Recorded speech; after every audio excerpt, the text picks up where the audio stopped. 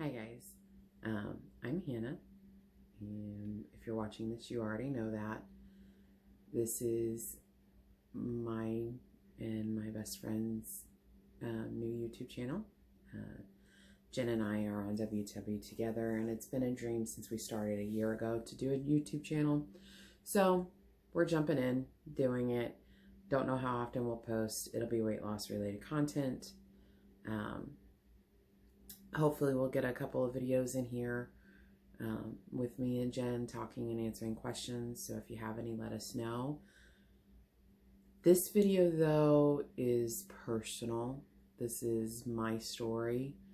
I've already filmed this once and it was over 30 minutes. So I'm going to try and make this a much shorter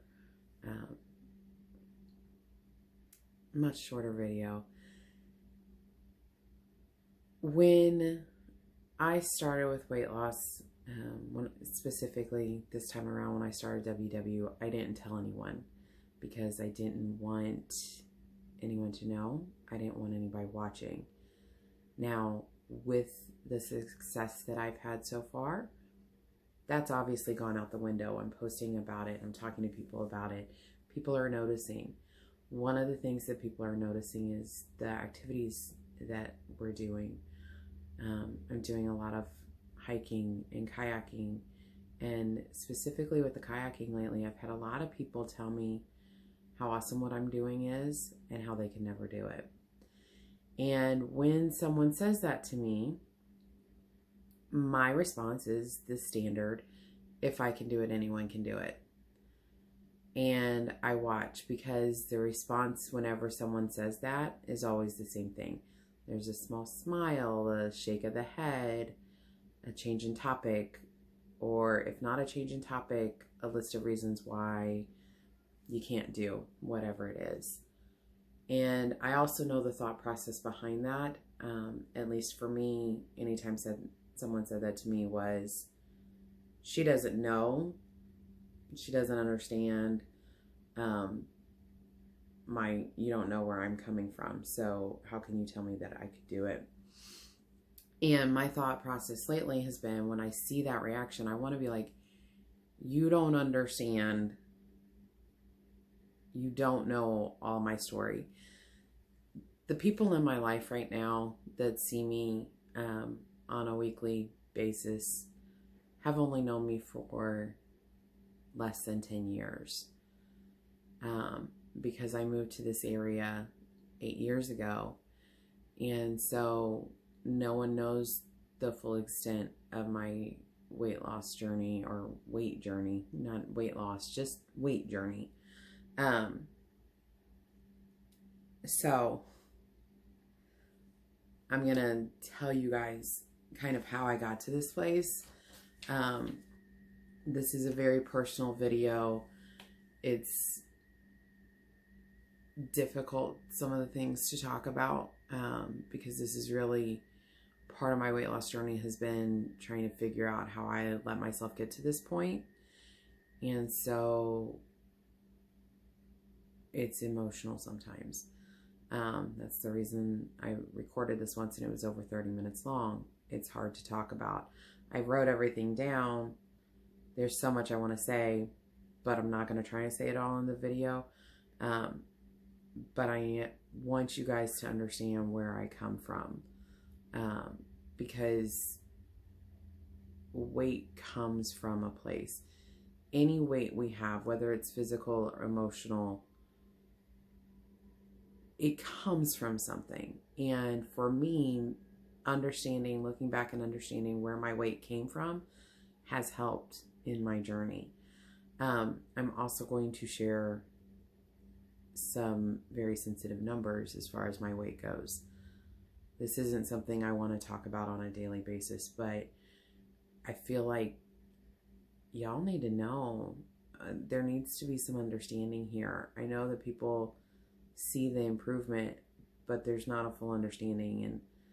And I want you guys to know, when I tell you I think you can do something, I don't know your whole story, but I know mine, and I know that some of the things that I've had to overcome are pretty big. So Um, I was always a big kid. There are pictures, and Dad was telling me yesterday the stories of, Mom and Dad were trying their best to feed me the right things at the right time for development. But my grandparents thought it was fun and funny to give me all the mashed potatoes and cookies and chocolate and cake and anything I wanted because I was their baby girl. So I was eating bad from a very young age. Everyone in my family, my parents both have had weight issues. My dad's entire family is bigger. It's just kind of how we're built. And that's always what I said. This is just how I'm built. This is just genetics. It's not just genetics. I was a big kid, but I don't remember thinking I was a big kid. I went to a private school. I went to a private school up through 4th grade. That school was church-based. Everybody worked out of workbooks. So we weren't in just one big class. There was kindergarten through 12th grade, all in the same school, was friends with everyone. I remember fights and arguments, but I don't remember them being around weight. I remember being a bossy, opinionated little girl, and I thought everyone loved me, and I had a huge personality. I was big, but I don't remember being picked on for being big. Now, my mom says I was. She remembers getting onto some of my friends at the time, calling them bullies because they were picking on me for my size. I don't remember that. What I do remember is 5th grade. In 5th grade, that school closed down and I went to public school. When I started public school, I was the new girl in school. I knew only one person in the school. I was the only Pentecostal in the school, which meant I was the only one that didn't cut my hair, didn't listen to the same music or watch the same TV shows, didn't wear pants, and I was overweight. I was, I believe, the largest student in the school, because 5th grade was when that school ended. So I was the biggest kid. Riding the bus, big kid. I remember in 5th grade getting made fun of a lot, and weight was one of the things I was made fun of. I don't remember a day 5th through 8th grade that I wasn't called cow or pig or told to move over. Kids are cruel, and I was an easy target. So I was already big at the time. I don't remember weight, but at the time I was a size 12 women's in 5th grade. I think at the time I assumed that your clothes size would be whatever your age was. And I always wanted to act older, so I wanted to dress in a bigger size. I honestly remember having that thought at one point in my life. Part of that size was the way I ate. My parents both worked hard to provide, and my dad was a very good cook, still is, but he always cooked for a larger family than a family of 3, and we ate all the food. And I remember McDonald's. I remember being 7 or 8 and going to McDonald's, and for a long time I would cry and throw a tantrum because my dad would get a full-size meal and I was getting kids' meals, until one day he got tired of it and said, fine, I'll order you exactly what I order, but you have to eat the whole thing, and if you get sick or you can't finish it, you have to stop. I was stubborn, so I ate the whole thing, and I didn't let Dad know I got sick later on. And from then on, I was eating full-size or super-sized meals. I was a daddy's girl. I still am. I idolized my dad, and I still do. I wanted to, in my mind, things were a competition. If he ate a piece of cake, I wanted to, because I wanted to be more. I wanted to prove I was good and better, and that was a problem. And my parents didn't know. 5th through 8th grade, I remember in PE, anytime I ran, kids would fall to the ground and act like an earthquake just went by. That does something to a child. Both of my parents worked full-time jobs, so I would get home on the bus an hour or two before they got home from work, and I would cook myself a meal. I'd make sandwich and chips or an after-school snack that would be as many calories as a regular meal, and then when my parents got home, I would eat with them. They didn't know how much I was eating. I distinctly remember one day, very hard day of school, I went home. It was 7th or 8th grade. I cooked a box cake mix, a 13 by 9 cake, icinged it, ate it, all of it, did the dishes, and cleaned up before Mom and Dad got home. And that happened a couple of times. So food was like my only friend at the time. I felt very isolated. And so that food was a comfort. Got to high school, and by high school, everybody kind of had their own lives. There wasn't a whole lot of blatant teasing like there was with little kids. But by then I had internalized every mean thing that anyone had ever said to me and was parenting that back to myself. I kept telling myself that I was no good. I kept telling myself I was fat, that I wasn't attractive, that I was no good, all of those mean things, that my worth was directly related to my weight. And it was a terrible time. And I lost a lot of opportunities in high school to make some friends. I remember you have to run the mile, and it has to be timed, and it's one of those things everybody has to do, and I hated it, and I refused to run because of all the kids calling me earthquake, making fun of me. So I didn't run. I walked, and I was in PE with a bunch of athletic girls. A lot of them finished the mile in like 8 minutes or something like that. Really good time. 30 minutes later, I'm just going into my last lap. And I remember distinctly those girls, some of them, coming and walking that last lap with me. And the entire time they're cheering me on and telling me I can do it. And just being really positive and uplifting. And I hated them for it. I truly hated them. And this is hard because they were really trying. They were really being nice. And I didn't see it as them being nice because I saw it as them making fun of me. I thought they were making fun of me because that's what was in my head by then.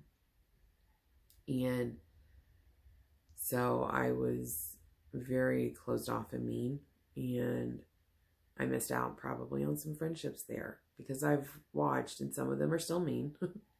You know, we all have people in our lives, but most of those girls that were doing that at that time grew up, and from what I see on Facebook, they turned into great people. We could have been friends, but all I felt was the hurt. So I was very angry in high school, and I ate.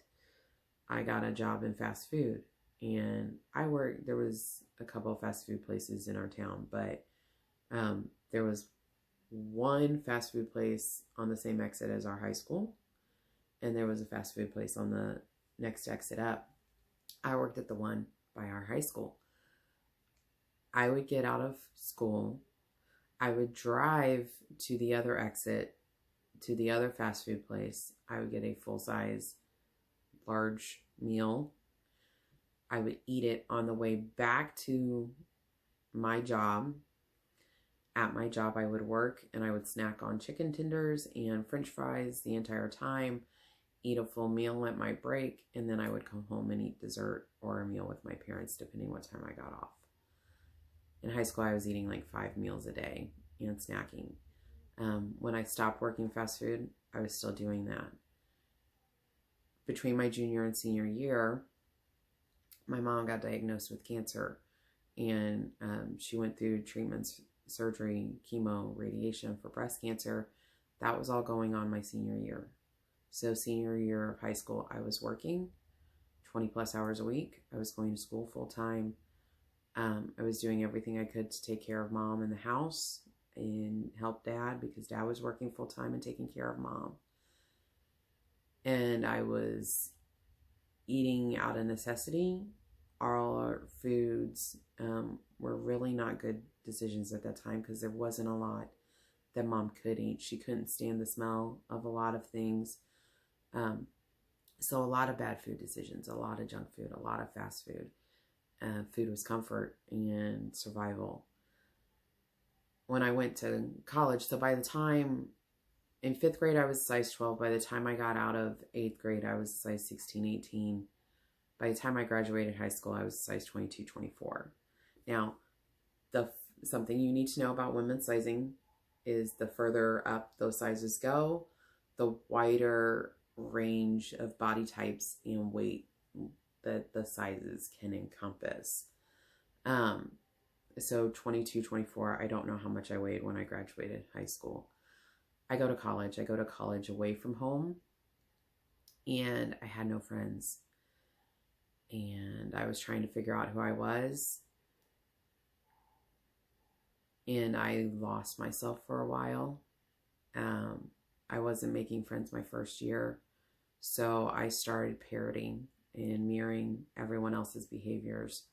Whatever music the people I wanted to be friends with liked, that's the music I liked. I learned everything about it. I did what they did. I went where they went. I was not myself at all, but I was making friends. The one thing that was myself in college is food.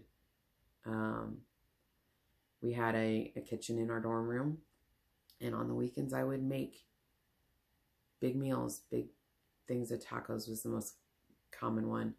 But I would cook. I would cook for whoever wanted to eat. I would cook a lot of food. I don't know how many times I cooked brownies in college. I was known for it. A couple times a week I'd be making brownies because I could use food to connect to people, and people like food. And if they like my food, then they like me. Not exactly a correct mindset, but that's what I had. So food was connection. I left college. I came home. I was regretting my decisions in a lot of things. I had lost my way with church, and I was getting back into it and finding out who I really was, and trying to find a job after college, and all of those things. So food again was connection, and it was just a habit at this point to eat bad and not take care of myself. Went through some struggles, not finding a good job, working retail, working jobs I didn't like, living with my parents, living in a trailer that we purchased on my parents' property, going to school for my master's, got my master's, didn't really need it, but got it anyway. And food was just kind of there. It was just a habit at that point to eat bad. Then, and during all that time, there were other medical issues with my parents. Mom had knee surgeries, and then eventually I got a job that brought me to Monroe City, and I was away from home again. And I was trying to, there was a time where my family Dad was diabetic. He was diagnosed with diabetes. He had neuropathy in his legs because of the diabetes. So we had done, I had read a book called The 17-Day Diet by Dr. Mike Moreno, and we'd done that and lost weight. And Dad's blood sugar got under control. It was a great thing. But it's a diet where you cycle through foods that you eat every 17 days. And it's not a long-term sustainable thing. And so, but we were doing good on it. We were really doing good on it until I moved away. And then when I moved away, it just kind of stopped. The job I was working at the time, I was living at my job, and I was caring for other individuals and cooking for other individuals, and their dietary needs would not, I ate the same thing, so it wouldn't allow for that. And I was lonely, and I was making new friends, but new place, new church, new friends. Food was just a constant. It was just there. It's difficult when food becomes an addiction, because unlike alcohol or drugs, food is not an addiction that you can go to rehab for and then never have to deal with again. You have to eat to live. So when you struggle with food issues, it's a struggle, and it's a long-term thing. I found my place. I moved up here. I went from that job to another job. This was my place.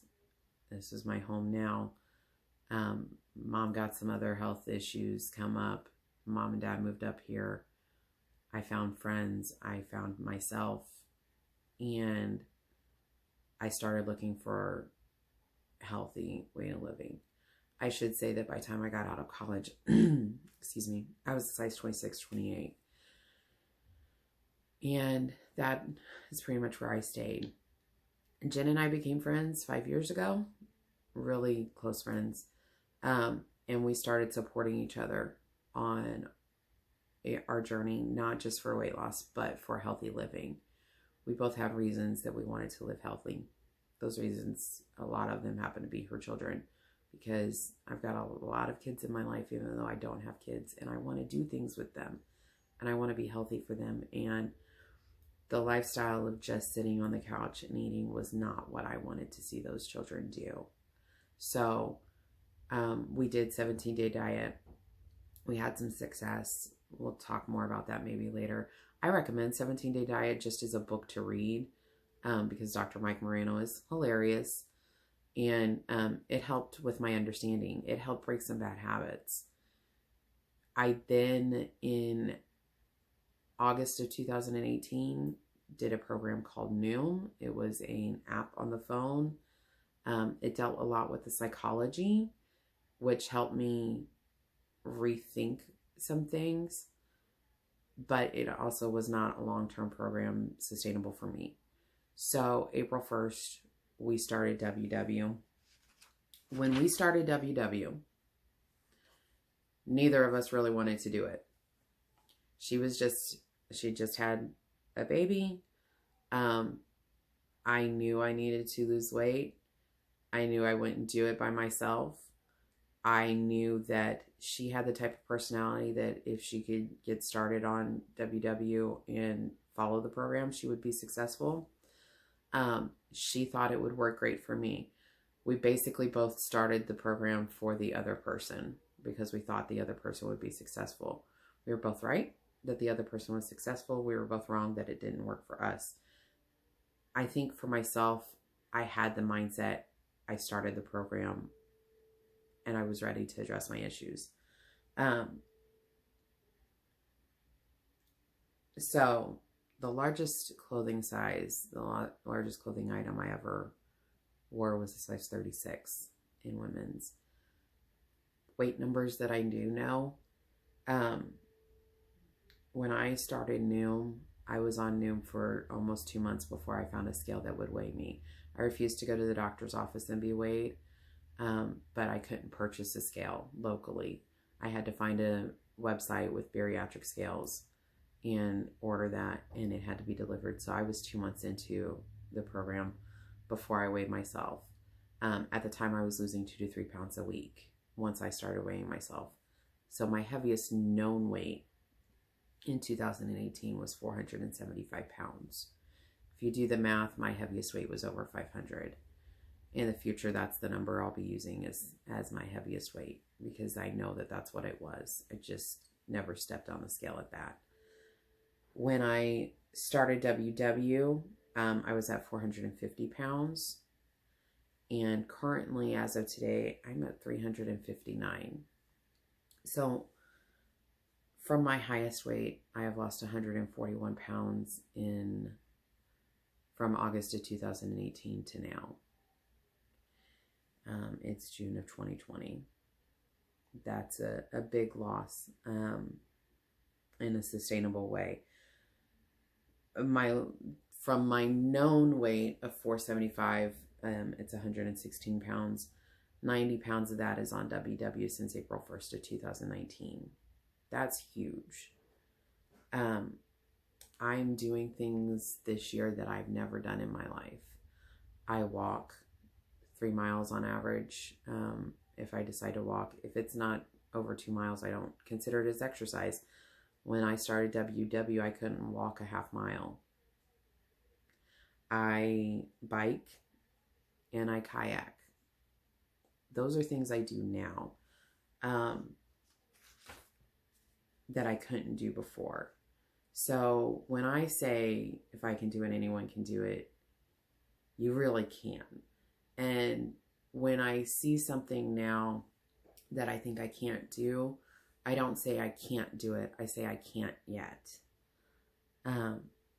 And there's a lot of things that I used to say I couldn't do, that I used to really say I didn't want to do, and I thought it was ridiculous. And now I'm realizing that I had a weight limit in my mind on what activities I could do, and that no longer exists, and it's not going to anymore. So that's my story to date of my weight, and stay tuned for more.